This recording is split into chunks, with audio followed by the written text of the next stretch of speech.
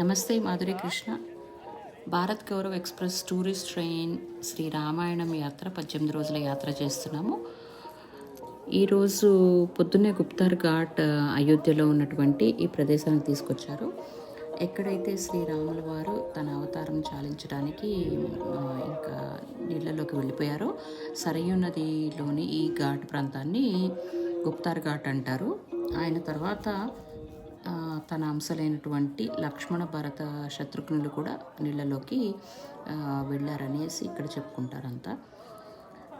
మేము ఈ యాత్ర చేస్తున్నప్పుడు జూన్ 2024లో చాలా ఎండగా ఉందండి. అయోధ్యలో విపరీతమైన ఎండలు ప్రతి సంవత్సరం కంటే కూడా ఇంకా ఎక్కువ ఉన్నాయి. మొత్తం భక్త బృందం అంతా కూడా వచ్చిన యాత్రికులంతా కూడా ఈ సరయూ నది దగ్గరికి వచ్చాము అందరం కలిసి. జై హనుమాన్.